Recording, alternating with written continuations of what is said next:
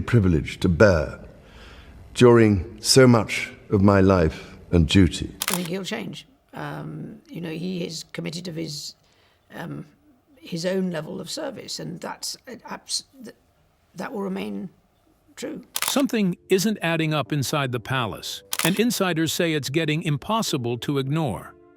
King Charles is reportedly overwhelmed as Princess Anne makes a small but devastating demand.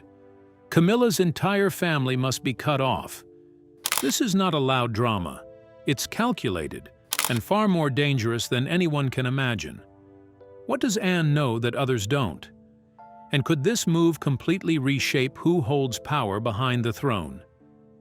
Join us as we explore a new perspective on the royal family. The love triangle nobody talks about anymore. The mess between Princess Anne and Queen Camilla didn't start with the Charles and Diana drama. It didn't start with those leaked phone calls or the sad photos at the Taj Mahal. To find the real source of the chaos, look back at the 70s. It all traces back to polo matches and house parties. The real catalyst was a guy named Andrew Parker Bowles. He was a charming cavalry officer who basically ruined everything before the rest of the world even knew what was happening. He was the first domino to fall in a very long line of royal disasters. Andrew Parker Bowles was basically the 70s version of a player. He was charming, popular, and couldn't stay loyal to save his life. He dated Princess Anne back in the day, which is wild considering she's the Queen's only daughter. This started a decades-long disaster between Anne and the woman Andrew actually married. Some biographers say Camilla only started seeing Prince Charles because she was annoyed that Andrew was off chasing the princess. So the entire royal mess, the cheating, the divorce, and the public embarrassment were all because one guy in a uniform couldn't keep it in his pants. Anne was supposedly a wreck when Andrew dumped her in 1973 to marry Camilla Shand. The law actually prevented Andrew from ever joining the royal family because he was Catholic, so the relationship was a dead end from the start. That didn't make it hurt any less. Most people just have to see their ex on social media, but Anne had to watch the woman who replaced her marry her brother and eventually become the queen. It wasn't just a regular breakup, it was a permanent, 50-year reminder that she lost. The irony here is honestly ridiculous. Camilla's first husband was obsessed with Anne. Anne's brother, Charles, was obsessed with Camilla throughout his entire train wreck of a marriage to Diana. Meanwhile, Andrew Parker Bowles, the guy who started this whole fire, stayed friends with everyone. He even became the godfather to Anne's daughter, Zara. If you saw this family tree in a soap opera, you'd probably turn it off because the writing felt too unrealistic. This isn't just some old gossip pulled out of a dusty bin to fill a slow news day. This history is the actual reason things are so awkward between Anne and Camilla. When Charles finally married Camilla in 2005, the bad vibes in the room weren't just because people felt bad for Diana. The resentment went back way further. It was more personal and much messier than the polite version the public was fed. There is nothing quite like a wedding where the groom's sister and the bride have been trading the same guy back and forth since the Nixon administration. The seating chart alone must have been a nightmare. But as complicated as that history was, what happened in the years that followed would make it look simple. The coronation confrontation that shook the palace. King Charles finally got the crown put on his head at Westminster Abbey on May 6, 2023. Billions of people tuned in to watch a 74-year-old man achieve his only career goal after 7 decades of waiting. The whole thing was a massive display of old money and shiny objects. There was a literal gold carriage and enough jewelry to fund a small country. This was meant to be the ultimate show of a happy, united family. But the rumors say that once the camera stopped rolling and the private lunch started, things went south immediately. Something went down behind closed doors that the palace definitely didn't want leaking to the public. David Emanuel, that guy who spent his peak years making Princess Diana's wedding dress, claims Princess Anne went full scorched earth on Queen Camilla during the post-coronation party. Apparently, Anne didn't get the memo about playing nice. She allegedly looked Camilla in the eye and reminded her that she isn't actually the queen, just the king's sidekick. Maybe the words were that blunt, or maybe the story got juicier with every glass of expensive champagne. Either way, too many people are talking about this clash for it to be a complete lie. When multiple sources start talking about a royal catfight, there is usually some fire behind all that expensive smoke. What makes this alleged confrontation so striking has nothing to do with what was actually said. It's the timing. The coronation was supposed to be the moment of resolution, the ceremony where all the old battles finally got buried. The Diana years, the public hostility toward Camilla, decades of messy, complicated history, all of it sealed away under the weight of constitutional pageantry. If Anne chose that specific moment to draw a line, it wasn't a slip. Princess Anne doesn't slip. She is the most disciplined, most controlled member of the royal family, routinely ranked as the hardest-working royal by almost any measure. And if she said something, she said it on purpose. The 2024 Commonwealth Day service basically provided the receipts that no one can ignore because the footage is right there. While the rest of the senior royals were busy bowing and scraping, Princess Anne decided she was done with the formalities. She gave Camilla a quick peck on the cheek and moved on without even a hint of a curtsy. It was only 12 seconds of film, but it kept the internet talking for weeks because Anne doesn't just make mistakes in public. She has been following royal rules since she was a teenager, so skipping the curtsy was a deliberate choice rather than a memory lapse. It was a loud statement made without saying a word, and everyone watching understood the insult perfectly. Sources say that Anne's refusal to accept Camilla's rise wasn't just about personal dislike. In Anne's view, it was about principles, what the monarchy should represent, and who should lead it. This disagreement was about to become much more complex and intense. The influence war behind palace walls. Power in the British royal family does not function the way people who have watched too much television tend to imagine.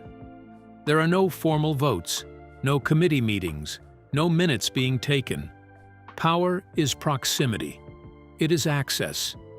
It is who gets to sit in the room when the decisions are made and whose voice the king actually hears before he goes to sleep at night. By that definition, Queen Camilla's power within the current royal household is extraordinary, and Princess Anne has allegedly had very strong feelings about it for quite some time. Back in 2021, a royal insider told New Idea that Princess Anne was already hitting a breaking point because Camilla was basically gatekeeping the king. Anne was annoyed that she couldn't get any actual FaceTime with her brother because Camilla was always hovering in the background. The source even used the word opportunistic to describe how Anne sees her sister-in-law, which is a pretty nasty insult in that world. It is basically a polite way of saying Camilla is a social climber who is using her marriage to hoard power that she didn't actually earn. This isn't just a small disagreement over tea. It is a clear sign that Anne thinks the wrong person is calling the shots. The real drama seems to be over how the king handles his medical issues and who gets to control the narrative. When the cancer diagnosis hit in early 2024, Camilla apparently wanted to keep the whole thing a total secret. The Times reported that she was worried about the stress of the spotlight, which sounds nice enough on the surface. But the problem is that the public's right to know about their leader was suddenly being decided by his wife's personal feelings. Camilla isn't an elected official or a blood royal, yet she was the one pulling the strings on a massive national issue. It is a classic power struggle where caring looks a lot like gatekeeping the throne. Princess Anne has always operated on a completely different level than the rest of her family. She is the type to show up, do the actual work, and move on without caring about the cameras. She has zero patience for PR games or people who use their royal title to boost their own ego instead of serving the crown. Even if she never used those exact words to describe her issues with Camilla, the massive divide between them is obvious. Anne is all about the job, while Camilla seems focused on the image. That kind of personality clash doesn't just go away, and it's clear these two are never going to see eye to eye on how to run the show. People close to the palace say the king is basically stuck in the middle of a daily tug-of-war between his wife and his sister. Managing the constant friction between Camilla and Anne has turned his private life into an exhausting mess. The guy is already dealing with cancer, the drama of his younger son quitting the family, and the ongoing embarrassment of his brother Andrew. He definitely does not need more emotional baggage on his plate, but that is exactly what he is dealing with. It is a lot of weight for anyone to carry, especially when the people supposed to be your support system are too busy fighting over who has more influence. But the most explosive element of the alleged conflict is not about influence in the abstract. It is about family. Specifically, a family that Anne has never fully accepted into the fold. The family that was never truly welcome. Camilla brought exactly what you would expect from someone who marries into a family later in life. A past, a social circle, and a set of kids who make the traditional Windsors a little twitchy. Her son Tom writes about food, and her daughter Laura does the gallery scene. And they both seem like perfectly normal, low-key people.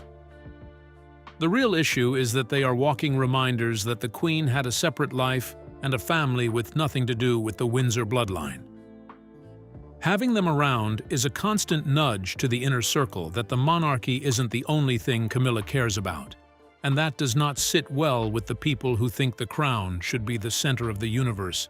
The big fight happening behind closed doors is all about how much Camilla's kids and her extended family are hanging around royal spots and events. Princess Anne is reportedly getting louder about the fact that these people have zero real duties or responsibilities to the country. They get to enjoy all the fancy perks and prestige of being near the throne without actually having to do any of the boring heavy lifting that comes with being a Windsor. In Anne's eyes, this is a sweet deal for the Parker Bowles crew, but a total disaster for the monarchy. She isn't shy about pointing out that they are basically getting a free ride on the family name without ever having to sign up for the job. The latest drama revolves around the claim that Anne is flat out demanding Camilla's family be scrubbed from the royal circle entirely. Whether she wants them gone for good or just wants them to stop acting like they own the place depends on who you ask, but everyone agrees she isn't just making small talk. This wasn't some polite hint dropped over a cup of tea. According to those speaking to royal reporters, Anne made a major stand based on her own rigid principles. She is not the type to waste her breath on things she doesn't mean, so when she brings up cutting people off, everyone knows she is dead serious. The stakes here are actually pretty high because if Charles dies before Camilla, her life gets a lot more complicated. There isn't a single rule that says she gets to keep her power or even a real job once he's gone. She would basically just be the king's widow, and her entire future would depend on whether Prince William feels like being nice to her. If her kids and her own family have already been kicked out of the inner circle while Charles is still around, she's going to be completely isolated. Some people think this is exactly what certain family members want to happen. Others say Anne isn't being petty. She's just trying to clean up the guest list to protect the monarchy's image, but the result is the same either way. The truth, as is almost always the case in royal matters, is probably somewhere between those two interpretations and far more emotionally complicated than either. A king cracking under the weight of it all. The opening of Charles's reign has been a total wreck, and honestly, it's hard not to feel a tiny bit sorry for him. He finally got the job at 73, which is usually when people are fighting with their TV remotes, not taking over a kingdom while mourning their mother.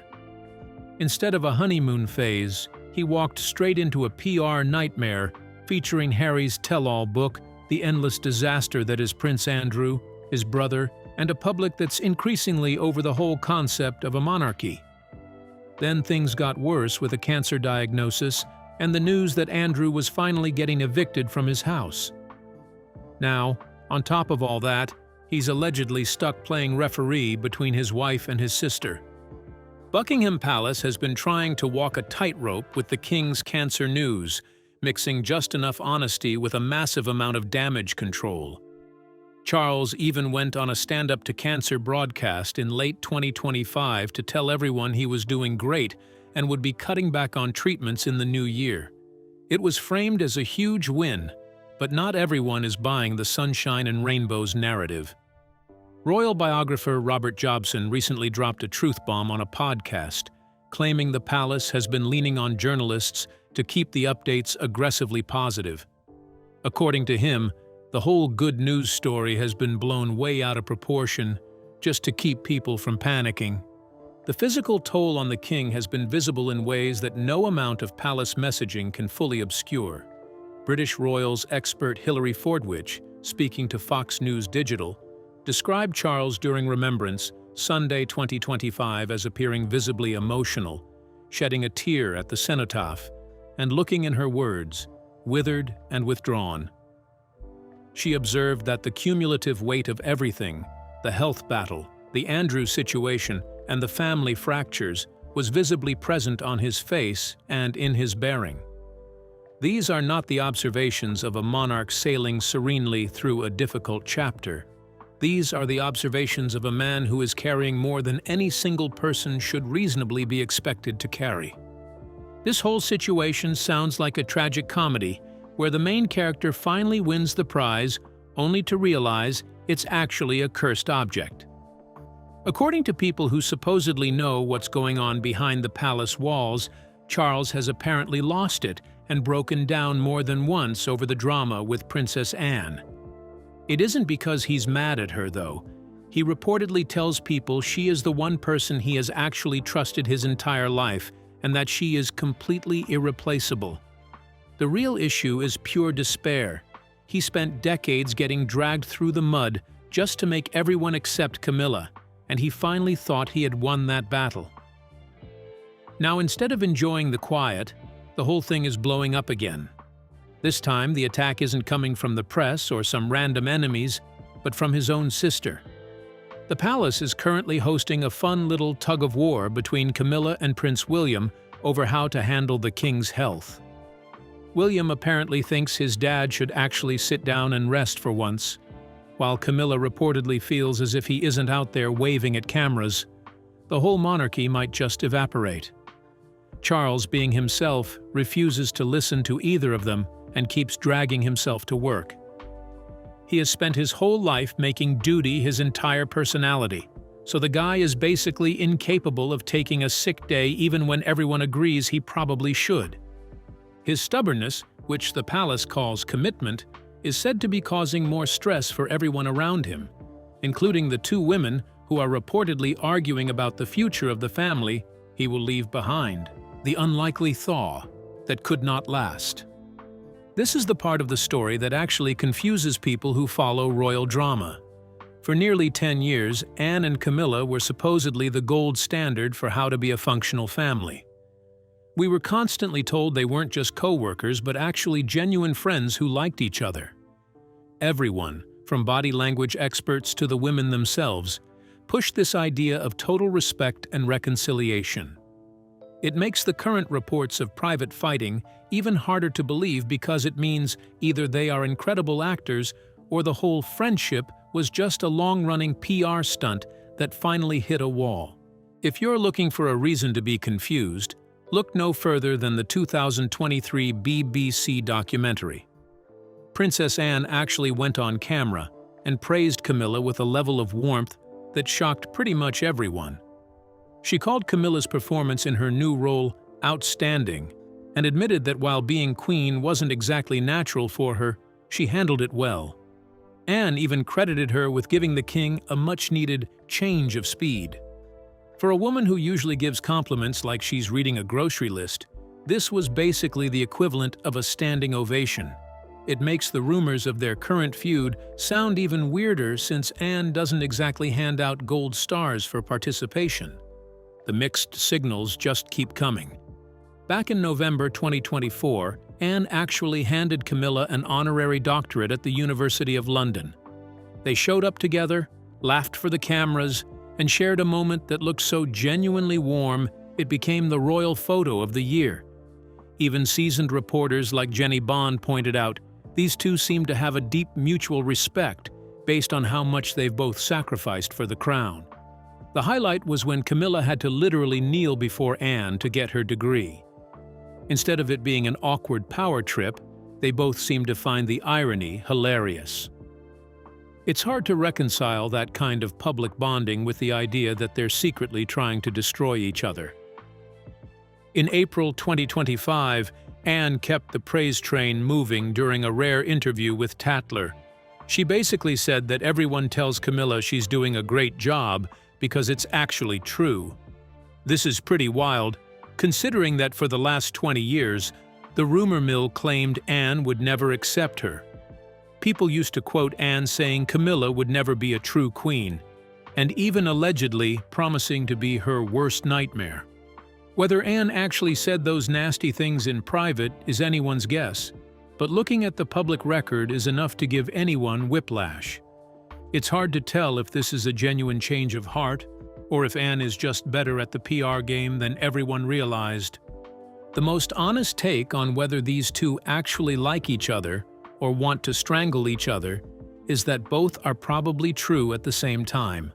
We are talking about two smart, pragmatic women who have been in the royal game long enough to know what is at stake for the family business. They can have a genuine laugh together and mean it, while still being able to tear into each other behind closed doors. When the cameras are gone, they are likely fighting for real over family legacy and power. It is entirely possible to respect someone's work ethic while absolutely hating the way they handle their private influence. That tension is not just personal. It quietly shapes the decisions that ripple through the entire institution. If private rivalries are already influencing access and authority, what happens when those same dynamics go unchecked at the very top? What happens when the king can no longer hold the line?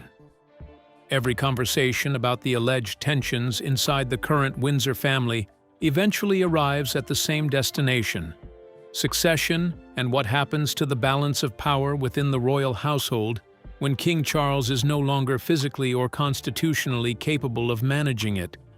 It is a subject the palace handles with extreme caution, not because it is unthinkable, but because it is entirely thinkable, and everybody knows it.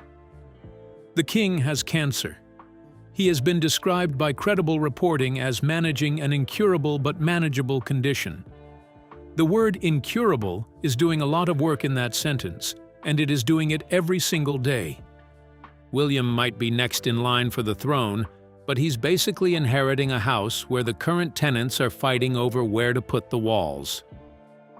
While the crown passes automatically, the actual power map, like who really has the king's ear, doesn't.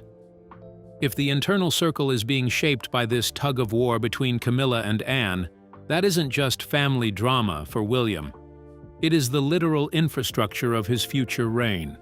Reports from early 2026 even suggest William is already starting to flex his muscles, allegedly hitting Camilla with ultimatums about who she can associate with, specifically the scandal-ridden Sarah Ferguson. It shows that William isn't just waiting around. He's already trying to clear out the furniture before he officially moves in. He knows that every person Camilla brings into the fold now is someone he might have to kick out later, and he'd clearly rather skip the awkwardness and just set the rules today. The image of Camilla as this unshakable force is basically a masterclass in disciplined willpower. Behind the scenes, the story is much more fragile. After a grueling 2024 and 2025, during which she had to stand in for Charles during his treatments, including that exhausting 11-day trip to Australia that reportedly left her with a nasty bout of pneumonia, she is finally hitting a wall. By early 2026, the whispers about her own health had become hard to ignore. She's still attending events, like hosting guests at Clarence House or attending the Royal Maundy service in April. But those close to her say it's a daily struggle. She's not just managing her own aging. She's carrying the weight of a monarchy that feels like it's being held together by duct tape and her own sheer refusal to quit. Inside the palace, nobody is having an easy time, and Camilla is the one trying to make sure the king doesn't see how much he's actually struggling. Is Camilla's place in the monarchy truly under threat, or is this the oldest royal story in the book? Two powerful women, one complicated man, and a crown that belongs to neither of them. Share your thoughts with us in the comment section. Remember to like, share, and subscribe for more. Also, click the next video showing on your screen. You will enjoy it.